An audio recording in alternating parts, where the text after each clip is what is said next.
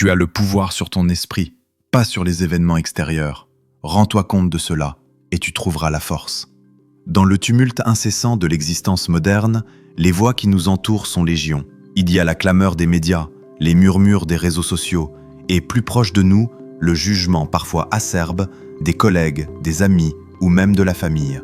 Ces critiques sont une forme de bruit extérieur, un phénomène inéluctable que nous ne pouvons pas, par définition, contrôler. L'erreur la plus fréquente que nous commettons est de prêter à ces jugements une autorité qu'ils n'ont pas.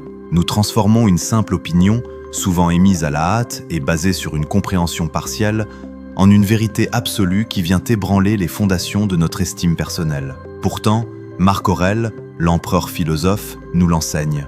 Le monde extérieur est un royaume d'incertitude et de chaos. La seule véritable souveraineté que nous possédons réside dans notre esprit. La première étape pour faire face aux critiques est donc une distinction stoïcienne fondamentale. Ce qui dépend de moi, mes intentions, mes actions, mes jugements, ma réaction à la critique, c'est le domaine de la vertu. Ce qui ne dépend pas de moi, le temps qu'il fait, les événements mondiaux, l'opinion d'autrui, c'est le domaine de l'indifférent. La critique, par essence, tombe dans la seconde catégorie. C'est l'action mentale d'une autre personne. Pourquoi accorder à l'action mentale d'un autre le pouvoir de déterminer notre paix intérieure? Deuxième, l'examen rationnel de l'opinion. Marc Aurèle nous exhorte à un examen froid et rationnel. Face à une critique, le réflexe émotionnel est de se défendre, de s'indigner ou de s'effondrer. Le réflexe stoïcien est de s'arrêter et de questionner la source. Quel est l'homme que tu crains? Quel est son principe directeur? S'il est de la nature des choses que tu ne peux changer, pourquoi t'en soucier? Demandez-vous, qui parle? Est-ce une personne dont la sagesse et l'expérience sont éprouvées? Ou est-ce quelqu'un qui est lui-même prisonnier de ses propres passions et préjugés? Souvent, la critique est plus un miroir des frustrations ou des manques du critique qu'un reflet fidèle de vos propres défauts. Quoi est dit? La critique contient-elle une once de vérité constructive? Si oui, remerciez intérieurement cette personne de vous offrir, gratuitement, une opportunité d'amélioration. Extrayez ce grain de sagesse, mettez-le à profit et rejetez l'enveloppe émotionnelle. Le jugement devient alors un simple outil d'autocorrection. Pourquoi est-ce dit? L'intention derrière la parole est-elle de nuire, d'aider ou simplement d'exprimer de l'envie ou de l'ignorance? Si l'intention est malveillante, la critique est un poison que vous n'avez pas l'obligation d'ingérer. Si l'intention est ignorante, elle mérite votre compassion, pas votre colère. Le philosophe nous rappelle que tous les hommes commettent des erreurs. Se mettre en colère contre la faiblesse de caractère d'un autre, c'est comme se fâcher contre un figuier parce qu'il produit des figues. C'est sa nature. Troisième, le rempart de la proérésis, la vertu comme seul juge.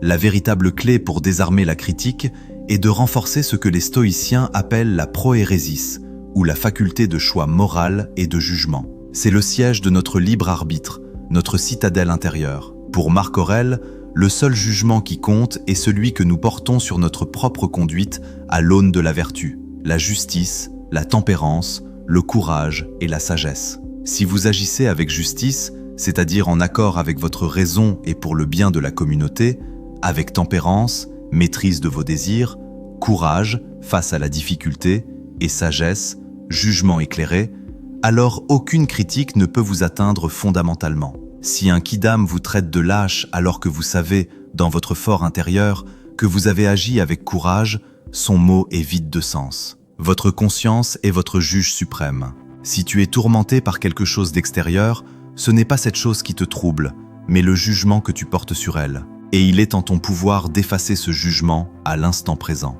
Le jugement d'autrui n'est qu'un son. C'est la valeur que nous décidons de lui accorder qui lui confère son pouvoir destructeur. Retirez cette valeur et il s'effondre.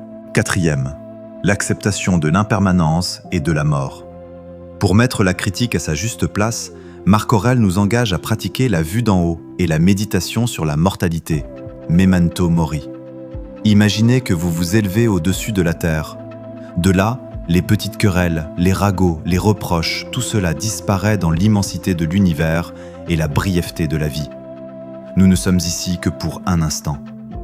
Est-il sage de dépenser ce précieux et fugace temps à nous préoccuper de l'opinion éphémère d'une autre personne, elle aussi en transit vers l'oubli?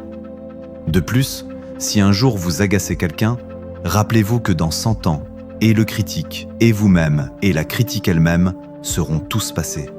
Cette perspective cosmique agit comme un puissant anesthésique contre la douleur des petites blessures de l'ego. L'objectif n'est pas d'être aimé de tous, mais d'être en accord avec soi-même. Votre rôle n'est pas de plaire au monde, mais d'accomplir votre devoir d'être humain, rationnel et vertueux. 5e. Le dernier appel à la sérénité. Embrassez la critique non comme une attaque, mais comme un rappel que vous êtes visible, que vous agissez et que vous vivez dans le monde. Ceux qui ne font rien ne sont jamais critiqués. Votre travail, vos choix et votre chemin suscitent des réactions, et c'est le signe que vous n'êtes pas statique. La critique est une tempête passagère. Vous êtes le rocher, la citadelle inexpugnable. Laissez les vagues du jugement s'écraser contre vos murs. La vague passera, l'écume s'évanouira, mais vous resterez. Votre valeur n'est pas négociable. Elle ne dépend d'aucun vote, d'aucun commentaire, d'aucun regard extérieur. Elle réside dans votre caractère, dans votre intention et dans votre souveraineté morale.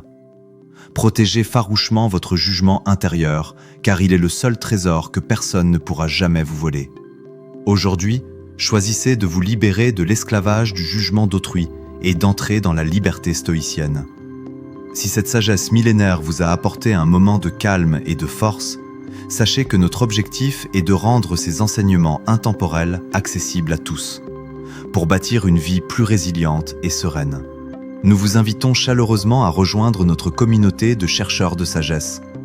Abonnez-vous à notre chaîne YouTube pour ne manquer aucune de nos prochaines réflexions, méditations guidées et explorations de la philosophie pour le quotidien.